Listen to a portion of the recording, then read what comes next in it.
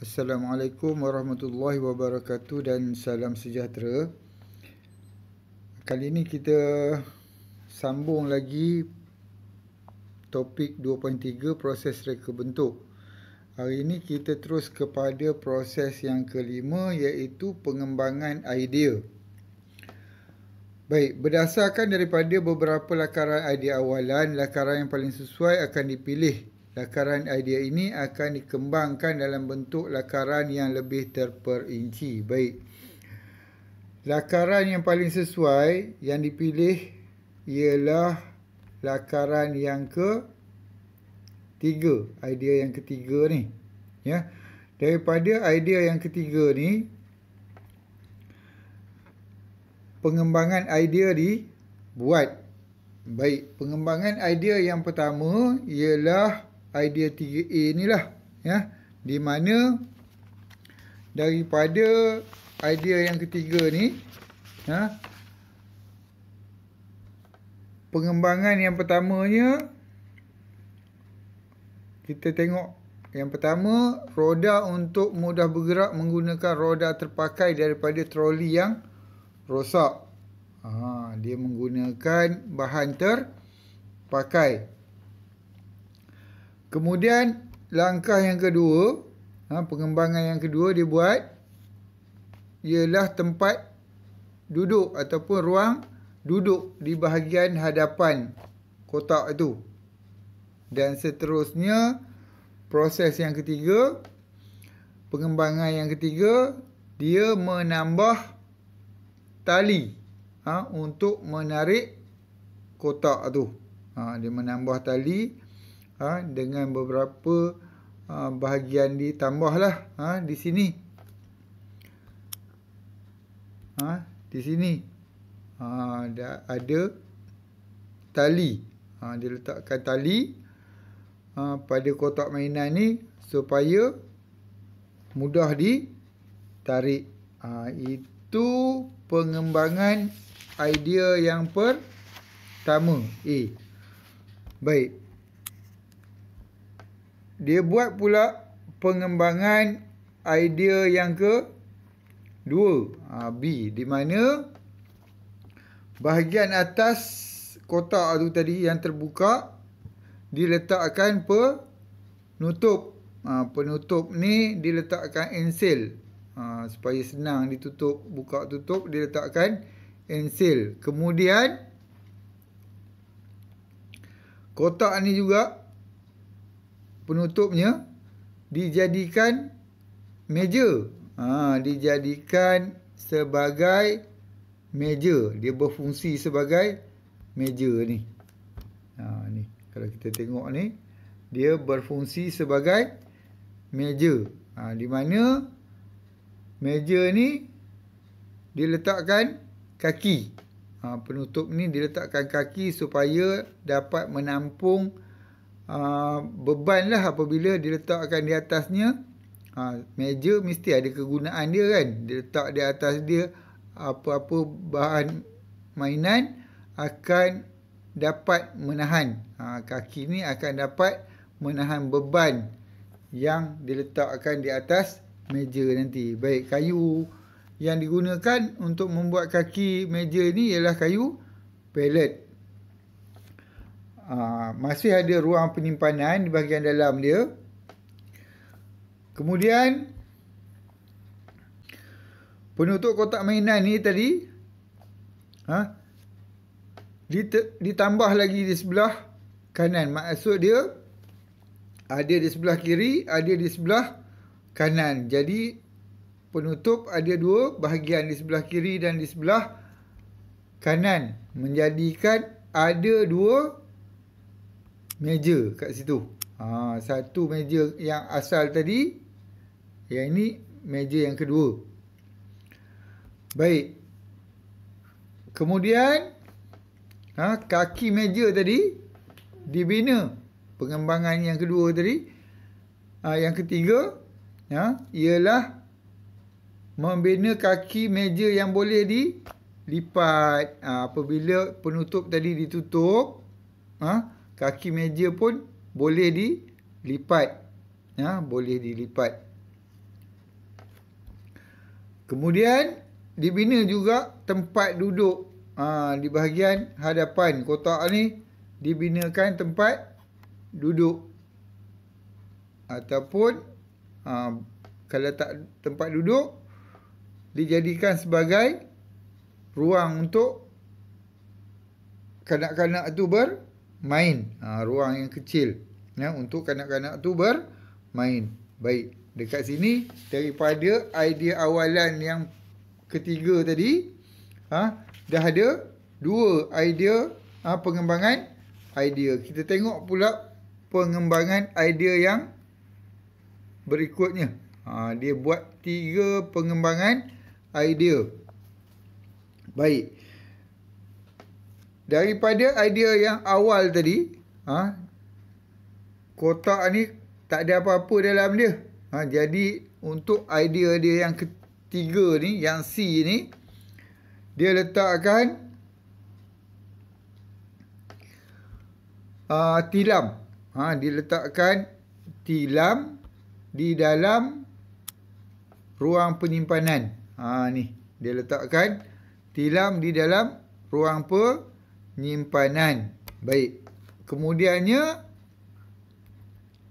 bahagian hadapan tu, kalau kita tengok, dia boleh pula dibuka.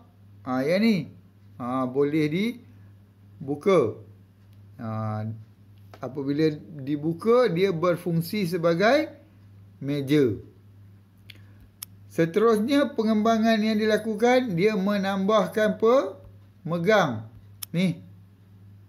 Pemegang ni ditambah di kiri dan kanan. Supaya kotak mainan ni mudah diangkat. Dan ditambah pula tilam. Tilam ataupun lapik di bahagian tempat duduk di bahagian hadapan ni. Ini diletakkan lapik untuk jadi tempat duduk. Kemudian ada roda. Roda ni memang daripada awal lagi dah ada. Untuk memudahkan pergerakan. Maksud dia kalau dia nak simpan dengan mainan yang penuh dalam kotak ni tentu berat nak angkat kan. Jadi nak mudah penyimpanan tu, kita tolak dia dengan adanya roda di bahagian bawah kotak itu. Baik. Ini ialah contoh-contoh pengembangan idea. Proses yang keenam ialah idea penyelesaian dan perincian.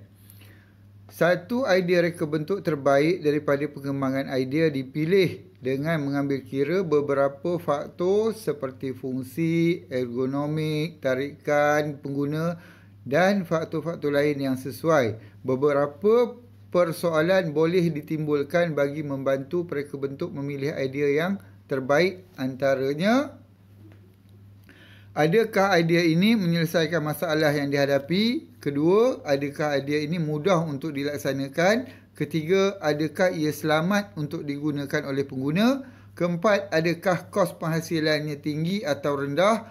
Kelima, berapa lama tempoh untuk menyiapkan idea ini? Keenam, adakah pengguna memerlukan produk ini? Baik. Daripada 3 pengembangan idea yang kita buat sebelum ni, proses yang sebelum ni, kena pilih satu yang terbaik. Daripada ketiga-tiga ni, kita lihat, kita nilaikan sama ada dia memenuhi persoalan-persoalan yang dah dinyatakan tadi. Ya.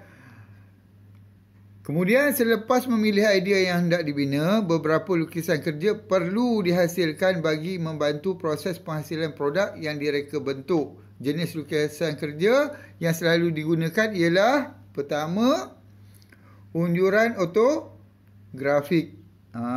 Daripada satu idea, pengembangan idea yang kita pilih tadi, kita nak buatkan dia dalam bentuk lukisan kerja. Dalam bentuk lukisan kerja. Baik, lukisan kerja ada banyak jenis. Yang pertama ialah unjuran ortografik. Ini ialah bentuk lukisan unjuran ortografik.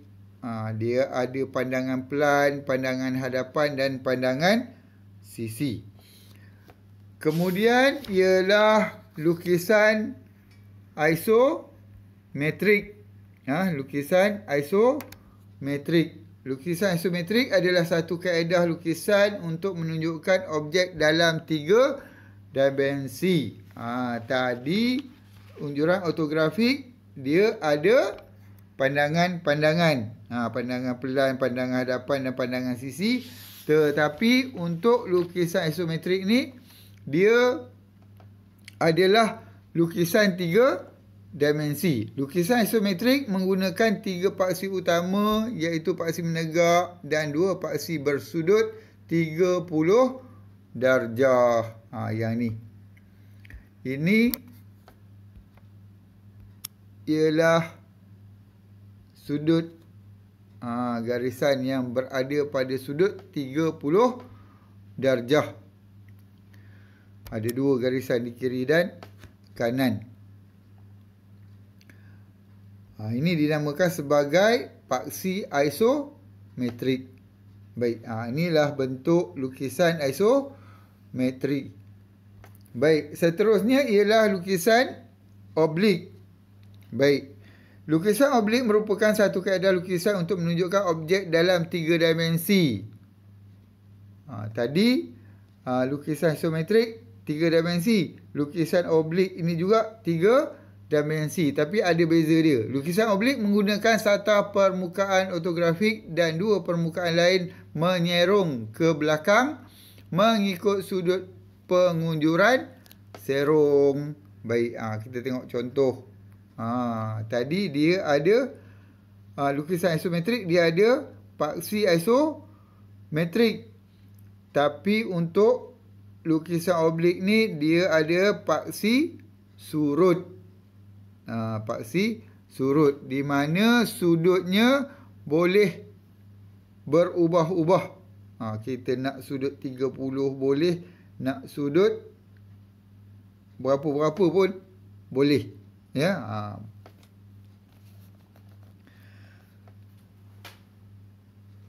Baik, itu ialah lukisan oblik. Untuk lukisan yang berikutnya kita lihat pula lukisan perspektif. Lukisan perspektif digunakan untuk menunjukkan gambaran objek dalam bentuk 3 dimensi. Lukisan perspektif dapat dilukis dengan cara perspektif 1 titik, perspektif 2 titik dan perspektif 3 titik. Baik, lukisan perspektif ni dia terbahagi pula pada 3, 1 titik, 2 titik dan 3 titik. Lukisan perspektif 1 titik merupakan satu lukisan 3 dimensi yang mempunyai 1 titik lenyap bagi membentuk garisan perspektif. Paksi tegak dan paksi melintang objek adalah selari dengan satah gambar.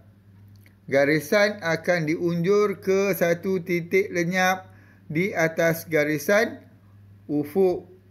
Kebiasaannya lukisan perspektif 1 titik digunakan untuk membuat ilustrasi dalaman sesebuah ruang seperti reka bentuk hiasan dalaman. Baik, tu ada 1 titik lenyap.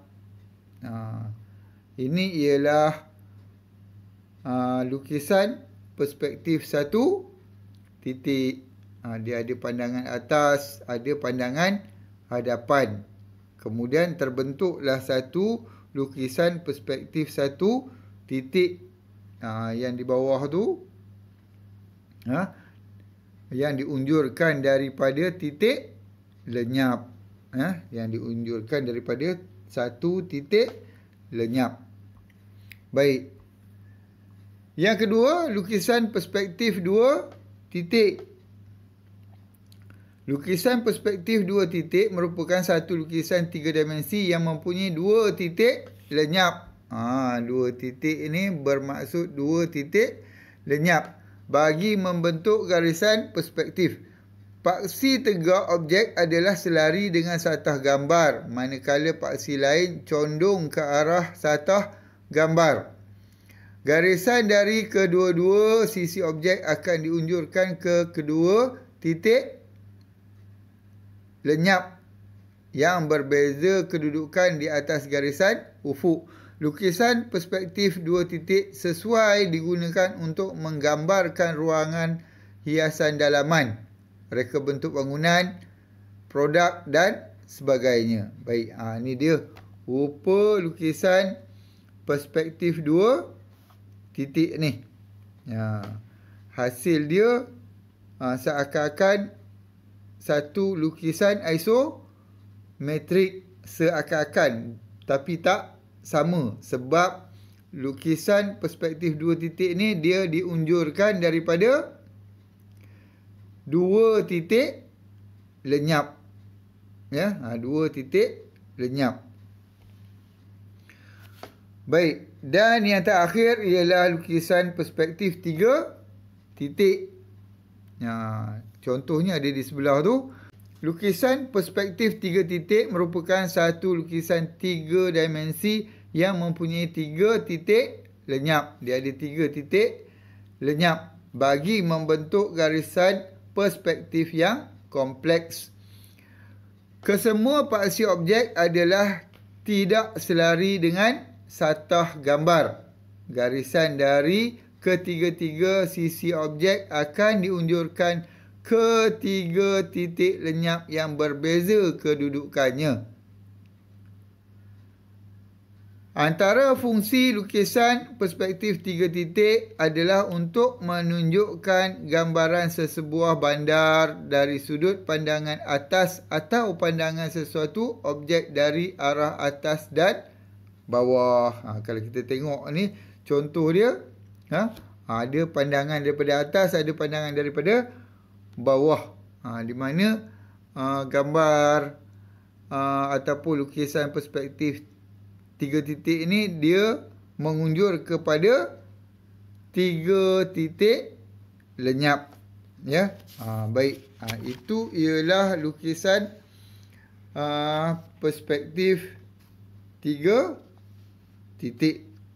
Untuk yang seterusnya kita sambung lagi di bahagian yang ketiga video kita ni, sebab penerangannya sudah agak panjang ni.